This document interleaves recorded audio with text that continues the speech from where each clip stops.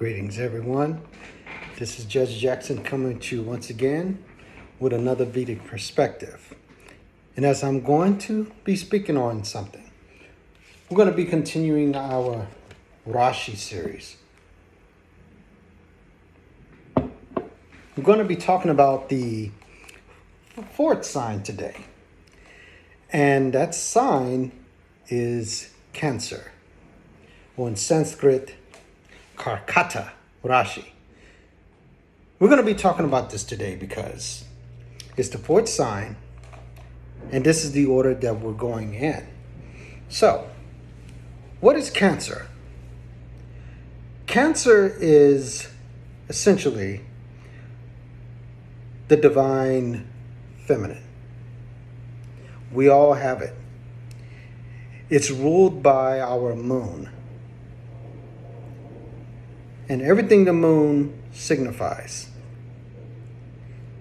Wherever your Cancer sits in your chart, this is what we're going to cover tonight. When you hear Cancer, what do you think of? Not the disease. It's something that's very nourishing. In the water. Motherly. Doting. These are Cancers. It's a water sign. It's considered movable or cardinal, as they would say. It is the first water sign. It's naturally the fourth sign, naturally a quadrant or a kendra. It's royal. It's the queen. So, how do you know if you're a Cancer? A lot of modern people would say Cancer falls between the dates of June 22nd to July 22nd. That's what we've been told. However, sidereally, it falls in mid-July to mid-August, like July 17th to around August 16th. That's the true sidereal placement of the Cancer date, July 17th to August 16th. So again, as I've mentioned in my prior videos, if you're born around the 20s of the month, that's the prior sign, not the sign you're actually referring to. So if you're born June 25th, you may think you're a Cancer, but no, you're really Gemini. And again, the sign that you think represents something, that's actually just your sun placement. So you're telling me who your father is whenever that happens. So let's just say you're born in the actual sidereal periods of June 17th to August 16th. That's when you could say, I'm a Cancer, but then you can't because that's not your ascendant. That's just your sun placement. So when you say you're born and you say you're a Cancer, it just means that your father is warm, caring, sensitive, doting, and all of those things. So if you know the time you're born, look it up. Follow Vedic astrology and see what your true sign is and where Cancer falls into your chart. Or you can always contact me for a reading. You can follow me on Facebook under my name, Judge Jackson. Or you can go through Judge's Vedic Perspective here on his YouTube channel. Or you can message me. That's how you can reach me. So, I'm going to be covering what Cancer means to you. Because we're all Cancer. That's right. Yes, I said it. We are all Cancer in some aspect.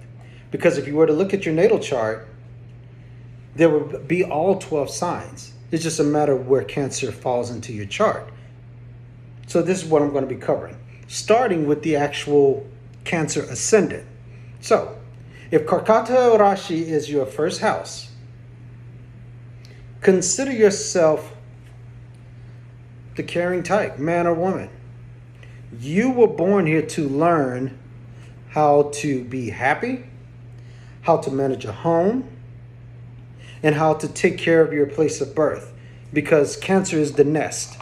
So if Cancer is in your first house, you're going to always be attached to someone, especially your parents. Because the fourth house or the fourth sign is that's naturally the house of your early education and parents. There's something about Cancer Lagna natives that has an affinity for home and the ground or the nest. So you come off as very parental. I always think of the crab when it comes to cancers. They're very guarded, defensive, and the crabs carry their eggs on their back.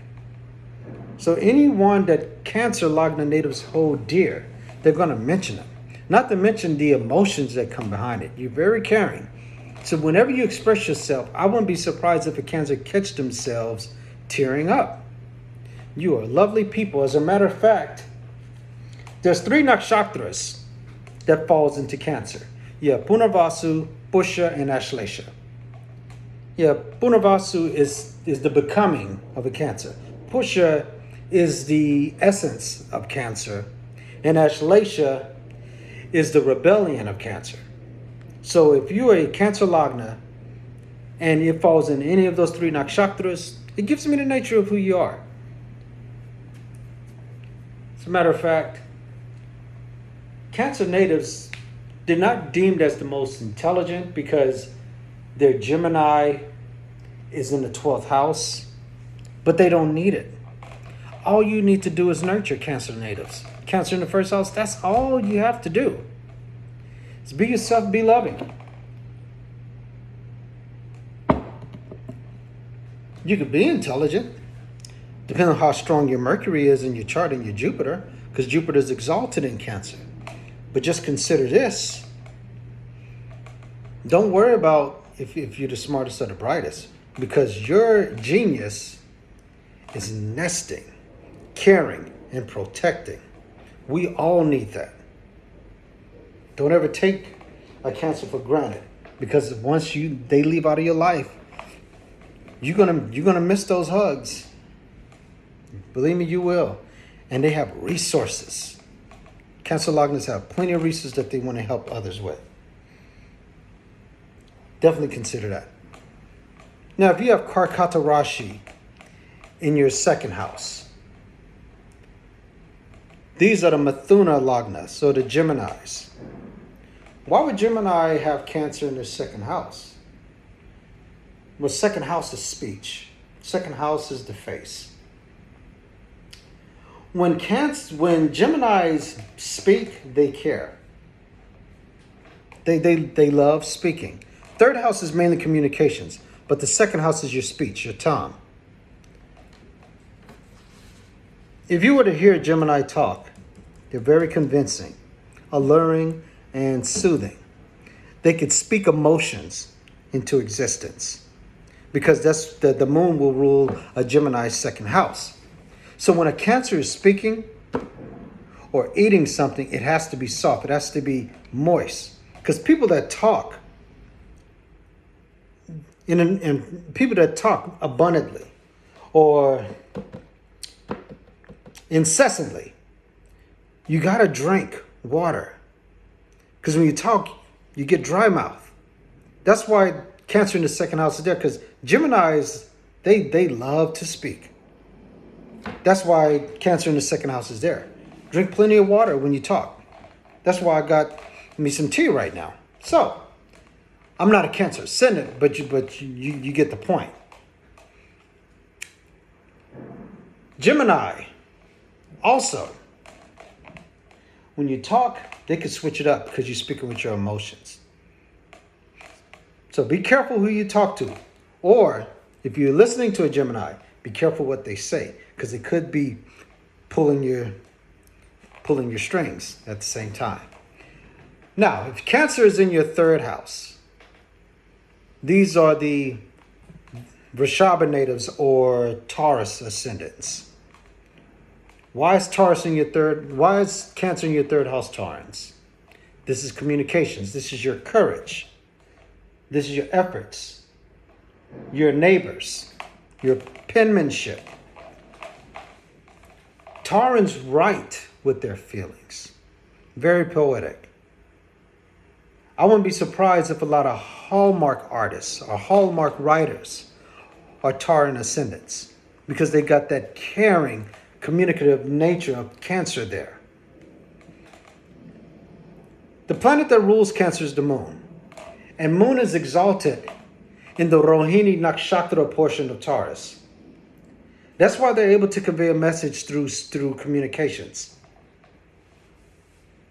Taurans are very connected to their co-borns, or their siblings, as you would say. So don't be surprised if you got younger siblings that are very nurturing and carefree. You may also love to drive in local communities that involves pearls or milk, or dairy restaurants, or creameries. Because Taurus is the bull, Cancer is milk or the cow's udder, referencing Pusha there. So when Taurans communicate, they like to be connected to their neighbors, local communities, and they consider them family. That's where their heart is. Taurans normally get their early education from their neighborhood or local community, like a village. So that's what it means to have Cancer in the third house for Tauran ascendants. Fourth house. This is for the Mesha Rashi Lagnas, or the Aries ascendants. Cancer in your fourth house means you have a doting home. You came up nurtured. Your parents were there for you, and they gave you the proper nourishment to prepare your way. You may live in a house to where there's a aquarium, water fountain, or you may live in a region of the world where rain is prominent. I wouldn't be surprised if your parents drive a white vehicle if you're an Aries ascendant, because moon rules the color white, silver, or pearl colors. You Arians, you have to have caring, doting parents because you're ready to rush into things. And that parent would just say, hold on, take your time. You may also have parents to where the mother is very protective of you.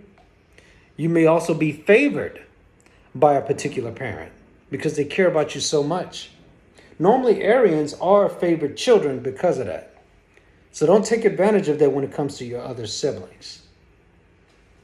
And you know, when you're at home, there's always a place of refuge for you. So keep that in mind, Arians. Your parents, mainly the mother, loves you because although it's the house of mother, both parents are involved. You have caring, doting parents. Fifth house. This is for the Pisceans or the Meena Rashi natives. This is a Trikona placement. This is something to consider, Pisceans. They're both water signs.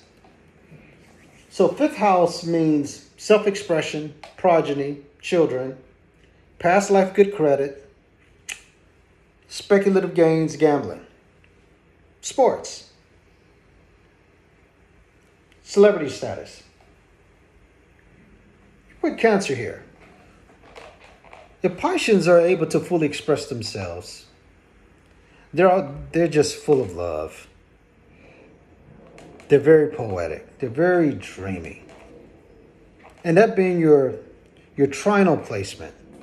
Imagine how a Piscean would be as a parent, their children. Wow. One thing I can say, Pisceans just adore their children. Y'all treat them like dolls.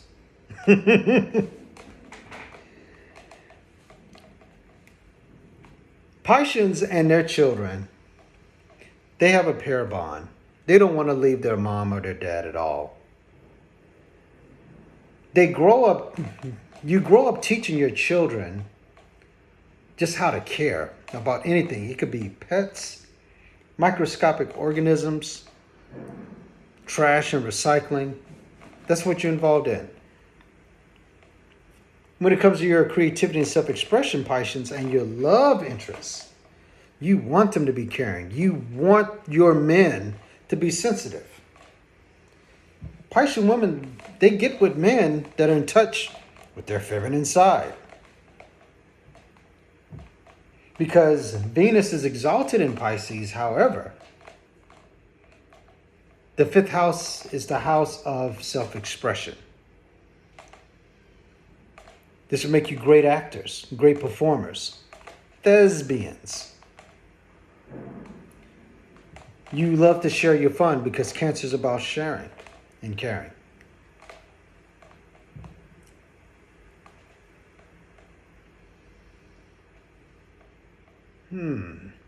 Yeah, Pisceans, with the moon ruling the fifth house, you definitely be attached to everything that you do. Because having fun is all that matters to you. And before you leave this earth, that's what you want to be represented. Cancer in your sixth house. This is for the Kumbha or the Aquarius ascendant. This deals with adversity. With the Aquarius, your challenge is caring. It's hard for an Aquarius to cry because they've been through so many things. And if you're an Aquarian woman, and Cancer is your sixth house, you may have a lot of mothers as enemies. You have a lot of mothers as enemies because they feel, again, feel is the emphasis here. Moms would feel as if you don't understand life to a point of sacrifice.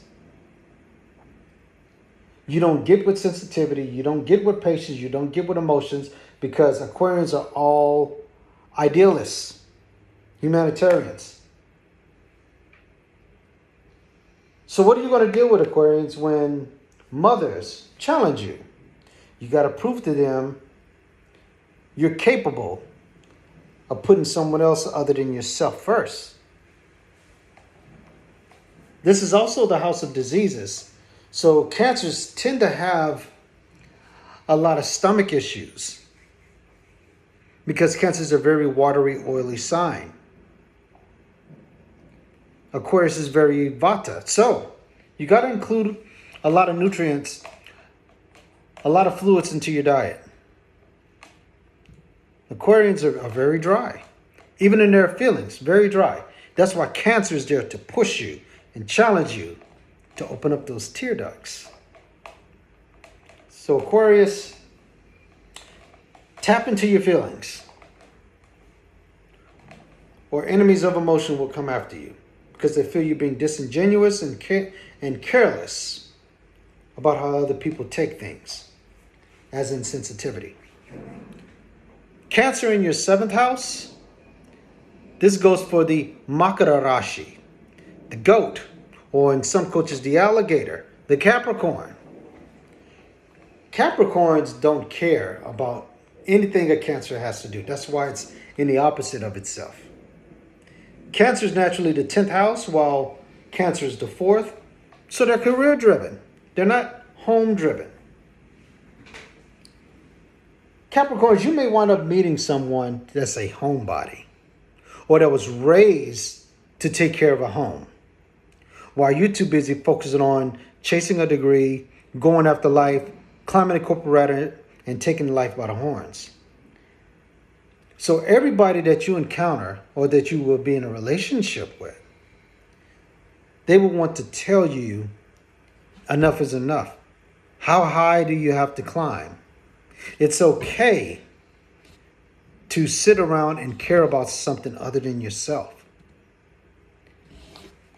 With Cancer in the 7th house, you may wind up meeting someone who is already a mother, or someone who was raised by just their mother.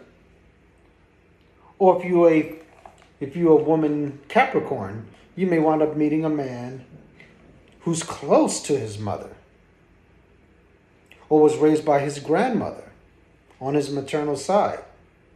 And there's nothing that you can hold from him that he will not understand. He'll be very thoughtful and caring. With Cancer in the 7th house, And if you already have children, he is not concerned about raising another man's child or another man's daughter. He will take you for who you are and what you have to bring to the table. Because Cancer say, gather them. I don't care. I love you for you. I will take care of your children and you. So Capricorns, you can pursue your career. You can do what you have to do. But as long as you have a partner that's able to see you cry behind the scenes, that's all you need to remain healthy. Now for the Dhanush Rashi or the Sagittarians, Cancer's in your 8th house. 8th house is the house of humiliation, shame, death, rebirth, sex, transformation, taxes, scandal, infidelity, taboo, the occult. Need I say more? Power. Cancer's here. So what does that mean to have Cancer in your 8th house for Sagittarius? Well, Sagittarius is the final fire sign. They're very loose. They want to go and do some things. But Cancer is in a Dashtana house. It's called an evil house, or more like a necessary evil. When it comes to death, Sagittarians don't care. They actually gain power in death. If you were to ask them, they would be ready to go. They shed their tears when it comes to not getting certain benefits that's owed to them once a relative passed away. So if you put Cancer there, they will be emotionally attached to heirlooms, inheritances, or the last will and testament. Sagittarius wants to ascertain when they leave this earth, they want to see their survived loved ones cry. They want to know, I impact their lives in my dying wishes. So Sagittarians care about their death and how they're going to leave this earth. Because that's why they shoot so high. That's why they want to teach the world all of their knowledge and philosophies. So with Cancer in the 8th house, for the Dhanush Rashis, they want to know, did I impact your life? What I taught you, did I make you feel something? And if you tell them yes, that's what will make them cry. All Sagittarians want to do is teach knowledge, enlightenment, and philosophy. They love it when you give a speech about them and how it made you feel when you read their book or when you saw them on television doing a speech. That's what Sagittarians care about. Their legacy once they leave here. How their life impacts you. If you have Cancer in your 9th house, this goes to the Vrishaka Rashi Lagna, or the Scorpio ascendants. This is a trinal placement, again, for a water sign. The 9th house, that's the father, gurus, teachers, post-grad knowledge, higher knowledge, philosophies, religion, spiritual beliefs, your dharma, blessings that will come to you once you know marriage. And Cancer's there. So what does that mean? It's a benefic placement. Your moon's there. You're emotionally attached to your father. Your father may have been more sensitive and caring than your own mother. Your teachers could have been women. Or you could relate to teachers that have children. For the Scorpios, they need a father that cares.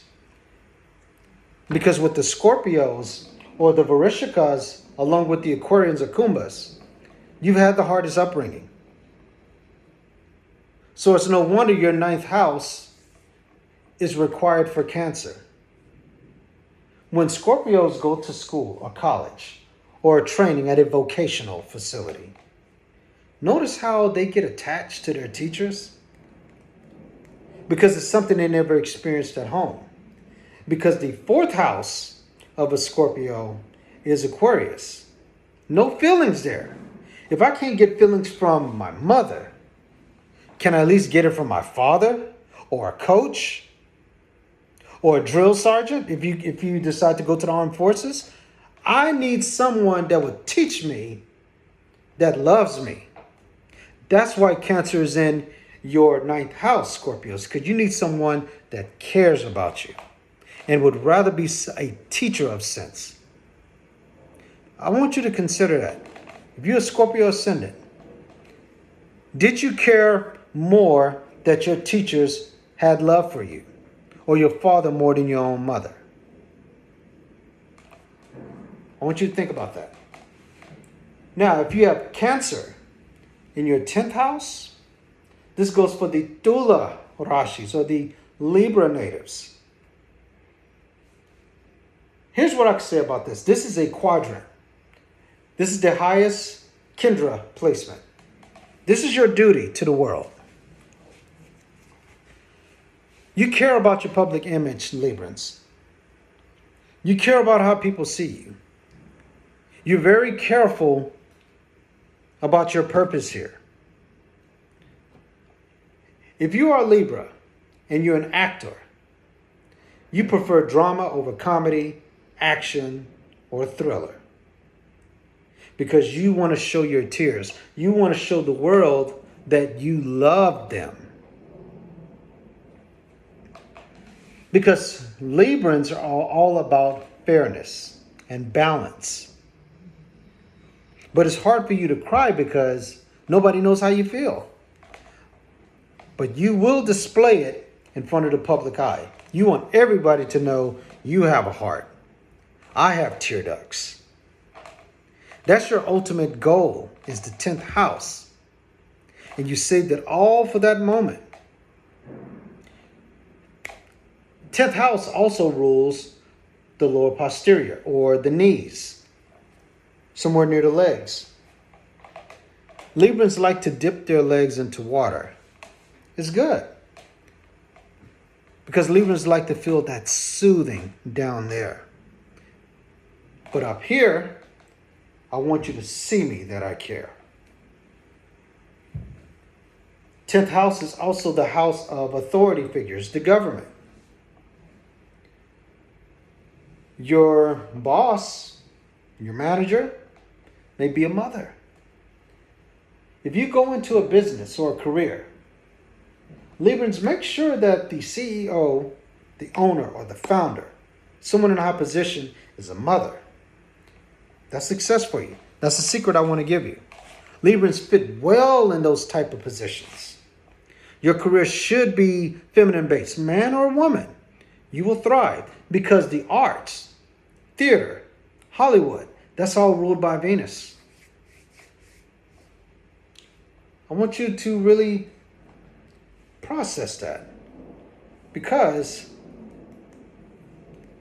Cancers are all about love. And there's nothing wrong with having a loving boss. That's perfect for Librans, because Librans really don't care about career. They just want to love.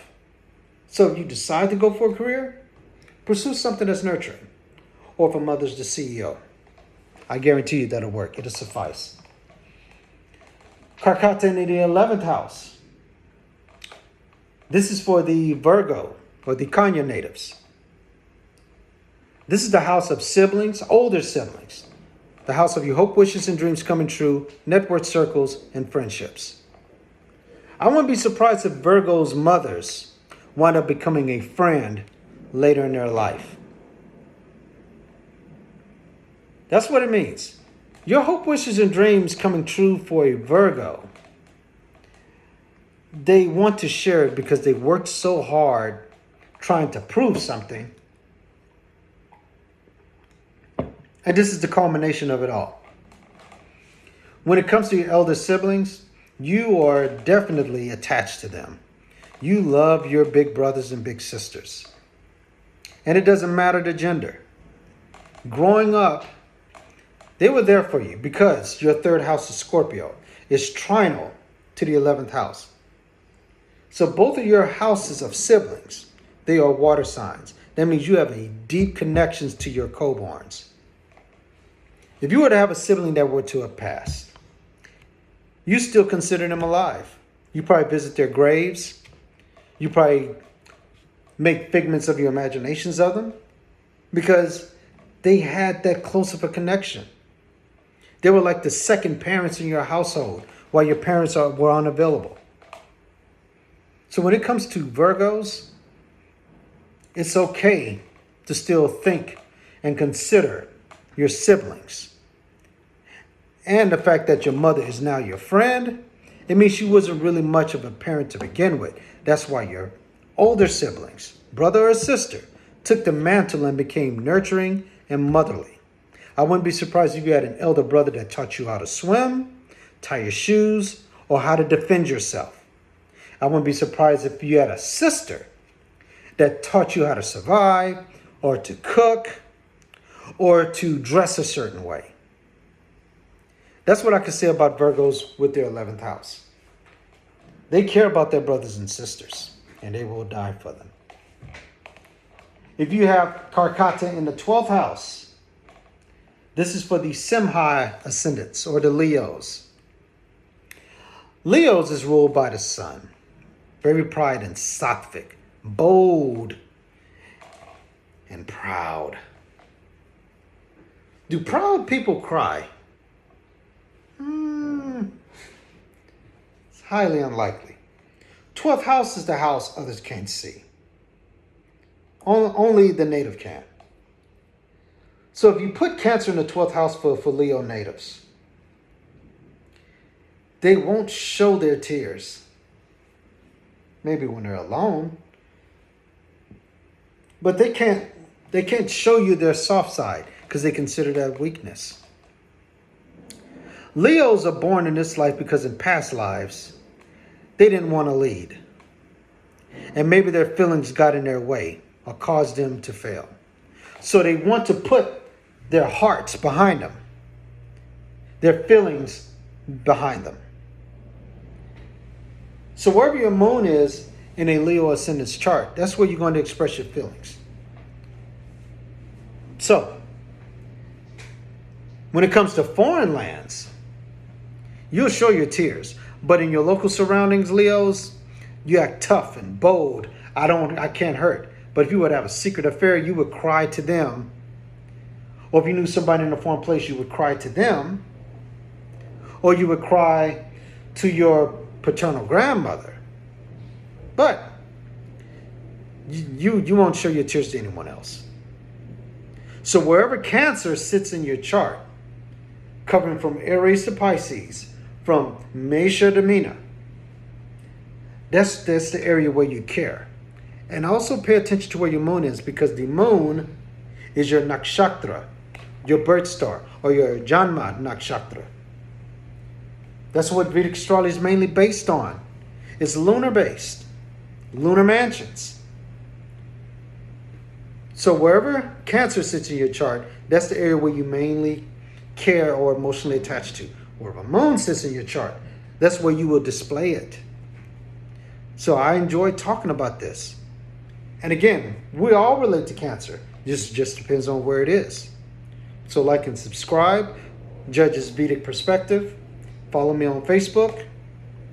And I will be back to talk about other Rashis. Until next time, be blessed everyone. Namaste. And the most important person in the world is you.